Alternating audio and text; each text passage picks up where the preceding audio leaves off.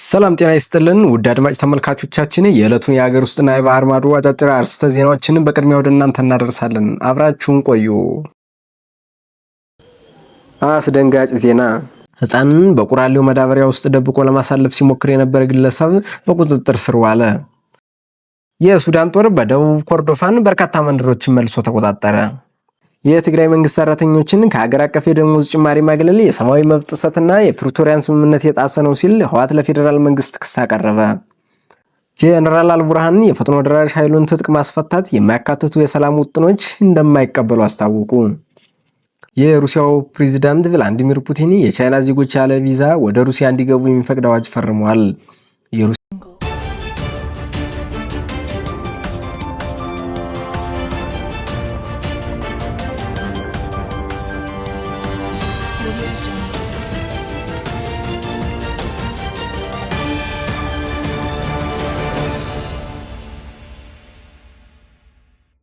የትግራይ መንግስት ሰራተኞችን ከሀገር አቀፍ የደሞዝ ጭማሪ ማግለል የሰብአዊ መብት ጥሰትና የፕሪቶሪያን ስምምነት የጣሰ ነው ሲል ህወሓት ለፌዴራል መንግስት ክስ አቀረበ። የነዳጅ ክልከላውም ተገቢ አይደለም ሲል ከሷል።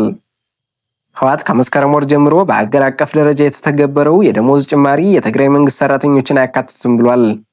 ይህም የሰብአዊ መብቶችና የፕሪቶሪያን ኮንቬንሽን የሚጥስ ነውም ተብሏል። የትግራይ መንግስት ሰራተኞች ደሞዝ ለ17 ወራት አልተከፈለም። የፌዴራል መንግስት የራሱን ህዝብ በደሞዝ ጭማሪ ላይ እገዳ በማድረግ መቅጣት ህገ ወጥ ነው ብሏል። ፌዴራል መንግስት ህዝብንና ህወሓትን እኩል አድርጎ እንዲይዝና የትግራይን ህዝብ የሚጎዱ ውሳኔዎችን እንዲያቆም አሳስቧል። ፓርቲው የፌዴራል መንግስት እርምጃ የመነጨው ህገ መንግስቱና የፕሪቶሪያ የተኩስ አቁም ስምምነትን አለማክበር እንደሆነ እናምናለንም ብሏል። ሁሉም ባለድርሻ አካላት በፌዴራል መንግስት ላይ ትርጉም ያለው ጫና እንዲያደርጉም ጥሪ አቅርበዋል።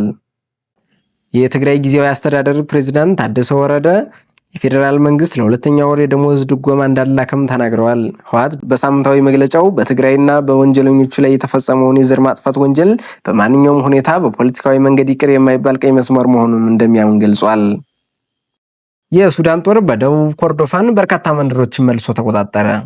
በመንግስት ኃይሎች ቁጥጥር ስር የገቡት 7 መንደሮችና ትንንሽ ከተሞች እንደ አውሮፓ አቆጣጠር ከ2011 ጀምሮ በደቡብ ኮርዶፋንና በብሉ ናይል ግዛቶች የራስ ገዝ አስተዳደር ለማግኘት ሲዋጋ በነበረው የሱዳን ህዝብ ነጻነት ንቅናቄ ሰሜን ቁጥጥር ስር እንደነበሩ የአካባቢው መገናኛ ብዙሃን ዘግበዋል። ይህ በአገሪቱ በሚያዝያ 2023 ጦርነት ከተቀሰቀሰ ወዲህ ጦሩ በአካባቢው ያደረገው የመጀመሪያ ትልቅ ጥቃት እንደሆነም ተመዝግቧል። በባለሙያዎቹ ግምት መሰረት በመደበኛው የሱዳን ጦርና በኢመደበኛው የፈጥኖ ደራሽ ኃይል መካከል የተፈጠረው የእርስ በርስ ግጭት ቢያንስ 40 ሺህ ሰዎችን ለሞት ዳርጓል። ወደ 14 ሚሊዮን የሚጠጉ ሱዳናውያን ቤታቸውን ጥለው ለመሸሽም ተገደዋል ሲል መረጃው አመላክቷል። ጄኔራል አልቡርሃን የፈጥኖ ደራሽ ኃይሉን ትጥቅ ማስፈታት የማያካትቱ የሰላም ውጥኖች እንደማይቀበሉ አስታወቁ። አቋማችን ለድርድር አይቀርብም፣ የፈጥኖ ደራሽ ኃይሉ ከያዛቸው ግዛቶች ሙሉ በሙሉ ለቆ መውጣት፣ በተዘጋጁ ቦታዎች መሰብሰብ፣ ትጥቅ መፍታትና የተፈናቀሉ ዜጎች ወደ ቤታቸው እንዲመለሱ መፍቀድ አለበት ሲሉ ፖርት ሱዳን ውስጥ ወታደራዊ አባላትን ባነጋገሩበት ወቅት ተናግረዋል። ወታደራዊ ኃይሉ ታጥቆ እንዲቆይ የሚፈቅዱ ማናቸውም የስምምነት ተነሳሽነቶች ሙሉ በሙሉ ተቀባይነት የላቸውም ብለዋል። አልቡርሃኒን አቋም በአፍሪካ ለአሜሪካ ፕሬዝዳንታዊ ከፍተኛ አማካሪ ማሳድ ቡሎስ፣ ለኖርዌይ፣ ለእንግሊዝና ለተባበሩት መንግስታት ድርጅት ዋና ጸሐፊ ተወካዮች ጨምሮ ለተለያዩ የውጭ አምባሳደሮች መተላለፉን አጽንኦት ሰጥተዋል።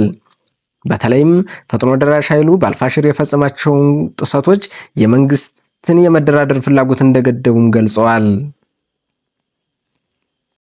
የሩሲያው ፕሬዝዳንት ቭላዲሚር ፑቲን የቻይና ዜጎች ያለ ቪዛ ወደ ሩሲያ እንዲገቡ የሚፈቅድ አዋጅ ፈርመዋል። የሩሲያው ፕሬዝዳንት ቭላዲሚር ፑቲን የቻይና ዜጋ የሆኑ ቱሪስቶች፣ የቢዝነስ ሰዎች፣ የስፖርት ሰዎች፣ የአካዳሚክ ሰዎችና አርቲስቶች ወደ ሩሲያ ያለ ቪዛ ገብተው ለ30 ቀናት መቆየት እንዲችሉ ወስነዋል። ቻይናም ለሩሲያ ዜጎች ተመሳሳይ ነጻ ፈቃድ ከባለፈው መስከረም ወር ጀምራ የሰጠች ሲሆን ይህ ነጻ የቪዛ አገልግሎት እስከ መጪው መስከረም 2026 ይቆያል ተብሏል። በአዲሱ የፑቲን ውሳኔ በሎጂስቲክስ እና ትራንስፖርት ዘርፍ የሚሰሩ ሰዎች፣ የረጅም ጊዜ ተማሪዎችም አልተካተቱም ተብሏል። ሩሲያና ቻይና ከቅርብ ጊዜ ወዲህ ግንኙነታቸውን ማጥበቅ ሲቀጥሉ በተለይ ሩሲያ በዩክሬን ጦርነት የተነሳ በምዕራባውያኑ ተደጋጋሚ ማዕቀብ ከተጣለበት በኋላ ከቤጂንግ ጋር ያላትን ወታደራዊ፣ ኢኮኖሚያዊና ዲፕሎማሲያዊ ግንኙነት እያጠበቀችም ትገኛለች ተብሏል። በመቀሌ ከተማ የአካል ጉዳተኞችን ቀን በነገው ዕለት ተከብሮ ይውላል። የዘንድሮ የአካል ጉዳተኞች ቀን ነገ ህዳር 24 ቀን 2018 ዓ.ም በትግራይ ክልል መቀሌ ከተማ እንደሚከበር የሴቶችና ማህበራዊ ጉዳይ ሚኒስቴር አስታወቀ። በኢትዮጵያ ለ33ኛ ጊዜ ተከብሮ የሚውለው በዓሉ አካል ጉዳተኝነትን የሚያካትት ማህበረሰብ መገንባት ለተሻለ ማህበራዊ እድገት በሚል መሪ ሐሳብ መሆኑን የሴቶችና ማህበራዊ ጉዳይ ሚኒስቴር ከኢትዮጵያ አካል ጉዳተኞች ማህበር ጋር በመሆን ለመገናኛ ብዙሃን በሰጠው መግለጫ አመላክቷል። የሴቶችና ማህበራዊ ጉዳይ ሚኒስቴር ዴኤታ ሁሪያሊ በወቅቱ እንደገለጹት በዓሉ አካል ጉዳተኞችን በማሳተፍ አካታች ማህበረሰብ ለመፍጠር በሚደረገው ጥረት የሚደገፍ ነው። በዓሉ በአካል ጉዳተኞች ዙሪያ ተጨባጭ ለውጥ እንዲመጣ ለማስቻል ያለመ መሆኑን አብራርተዋል። ወይዘሮ ሁሪ አክለውም አካል ጉዳተኞችን በማህበራዊ በኢኮኖሚያዊና በፖለቲካዊ ዘርፍ እኩል ተጠቃሚነታቸው እንዲረጋገጥ እየተሰራ ነው ማለታቸውም ተዘግቧል። ኢትዮጵያ በአፍሪካ የተፈጸመውን የቅኝ ግዛት ተግባርን ወንጀል ለማድረግ በተዘጋጀው ዓለም አቀፍ ኮንፈረንስ ላይ እየተሳተፈች ነው። ኢትዮጵያ በአፍሪካ የተፈጸመውን የቅኝ ግዛት ተግባርን ዓለም አቀፍ ወንጀል ማድረግን በሚመለከት በአልጄሪያ በተዘጋጀው ለ2 ቀናት በሚቆየው ዓለም አቀፍ ኮንፈረንስ ላይ እየተሳተፈች መሆኑ ተገለጸ። ኮንፈረንሱ በመካሄድ ላይ ያለው አፍሪካና የአፍሪካ ተወላጆችን በመካስ ፍትህን ማረጋገጥ በሚለው በዘንድሮ የአፍሪካ ህብረት መሪ ቃል መሰረት ነው። በተጨማሪም ኮንፈረንሱ የአፍሪካ ህብረት ጠቅላላ ጉባኤ የቅኝ ግዛት ተግባርን በዓለም አቀፍ ወንጀል ስለማድረግ ያሳለፈውን ውሳኔ ተከትሎ እየተካሄደ መሆኑን ተገልጿል። የኢትዮጵያ የውጭ ጉዳይ ሚኒስቴርን በመወከል በአፍሪካ ህብረትና በተባበሩት መንግስታት ድርጅት የአፍሪካ ኢኮኖሚ ኮሚሽን የኢትዮጵያ ቋሚ መልእክተኛ በሆኑት በአምባሳደር ሂሩት ዘመነ የተመራ ልዑክ በኮንፈረንሱ ላይ የተሳተፈ ሲሆን በአልጄሪያ የኢትዮጵያ አምባሳደር ሙክታር መሐመድ ልኡካን ቡድንም አባል ናቸውም ተብሏል። አስደንጋጭ ዜና። ህፃንን በቁራሌው መዳበሪያ ውስጥ ደብቆ ለማሳለፍ ሲሞክር የነበረ ግለሰብ በቁጥጥር ስር ዋለ። ዛሬ ህዳር 23 ቀን 2018 ዓ.ም በግምት 4 ሰዓት ገደማ በጋሞ ጎፋ ዞን ጊዶሎ ከተማ አስተዳደር በላርጉባ ቀበሌ ገርሃሞ ዴዴ ንዑስ መንደር አስደንጋጭ የወንጀል ሙከራ ተከስቶ ነበር። አንድ ግለሰብ በምስሉ ላይ የሚታየውን ጨቅላ ህፃን ልጅ በቁራሌው ወይም የዘር ማዳበሪያ ማሰባሰቢያ ቦርሳ ውስጥ ደብቆ በማስገባት ከአካባቢው ለማምለጥ ሲሞክር በንቁ ማህበረሰብ ጥቆማ በፖሊስ ቁጥጥር ስር ውሏል ተብሏል።